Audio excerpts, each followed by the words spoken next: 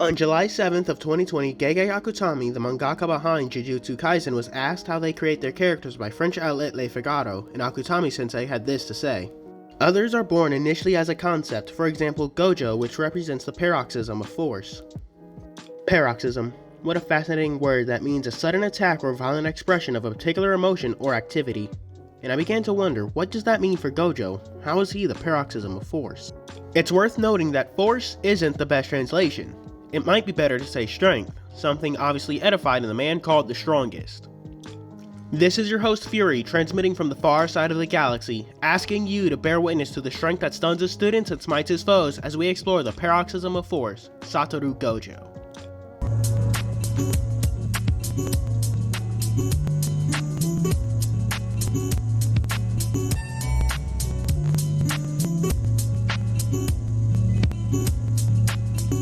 Let us begin where Akutami-sensei began and start with the strength that defines Gojo. His skill at unarmed combat is to the point where he can stand against multiple special grade opponents with ease and enhance it by adding his own technique and limitless reserves of cursed energy. Despite his overwhelming physical power, most of his strength comes from his limitless technique. Infinity is the most basic technique of limitless. It slows things down to a near stop, effectively making Gojo untouchable. Next is Curse Technique Blue, an attractive force that violently pulls things towards Gojo. Curse Technique Reversal Red is the opposite. Instead of violently pulling, it violently pushes everything away from Gojo. When red and blue are combined, you get the strongest attack, pulling and pushing space apart to erase everything in its path.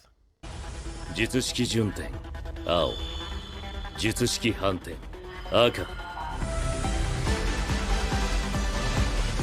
挙式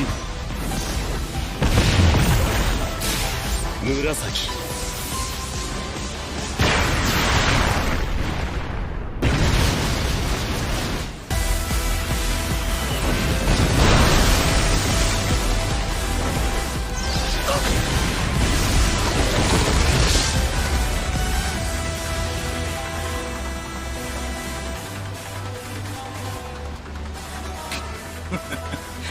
相変わらず規格外だな。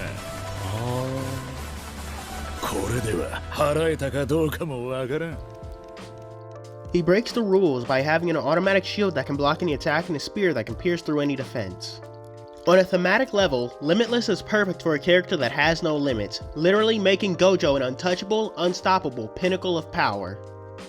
That alone would be enough for Gojo to go down as one of the strongest sorcerers to ever live, but there's a bit of icing on this cake called the Six Eyes. Not much is known about the Six Eyes other than its ability to regulate Gojo's cursed energy, meaning he can never run out, alongside giving Gojo some sort of sensory ability that lets him detect other people and cursed spirits.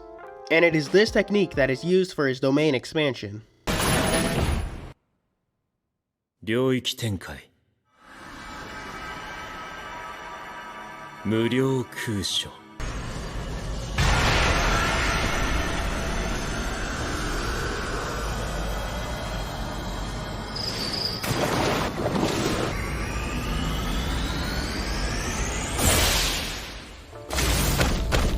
Flooding the opponent's mind with so much information that they freeze, something so potent that multiple special grade curses are left paralyzed for over 2 minutes just from being within it for 0.2 seconds. Satoru Gojo is the strongest sorcerer alive, and it's a miracle he uses that power so selflessly.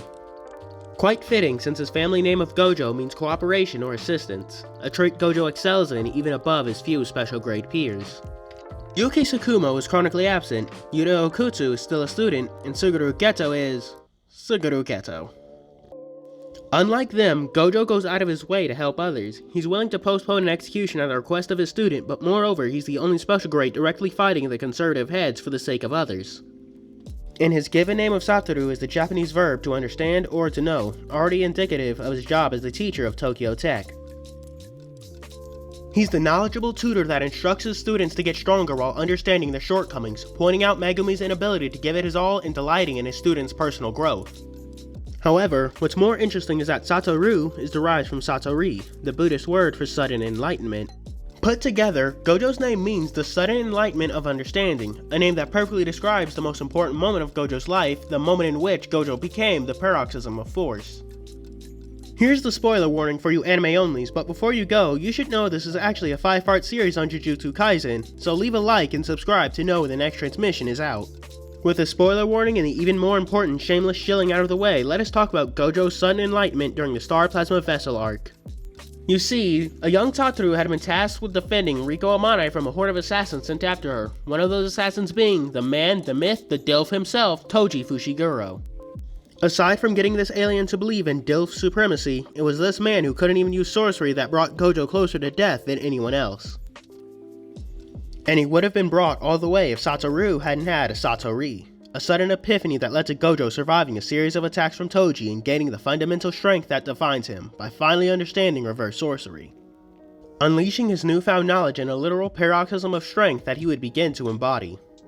However, reverse cursed energy wasn't the only thing he learned that day, for Gojo had learned what it meant to be weak and thus gained empathy, something that would be his inevitable downfall. But the fall of Gojo Satoru is a topic for another transmission that will come another day. Thank you for listening to this transmission. I know it's a little different from my last ones, but I hope you liked it. Follow me on Twitter, leave any criticisms in the comments, or like if you'd be so kind, and subscribe so you know when my transmission on Megumi Fushiguro arrives. With those as my final words, I'll leave you with this. The stars shine and the cosmos smiles down at us. If they can, then you can too. This is Fury, ending transmission.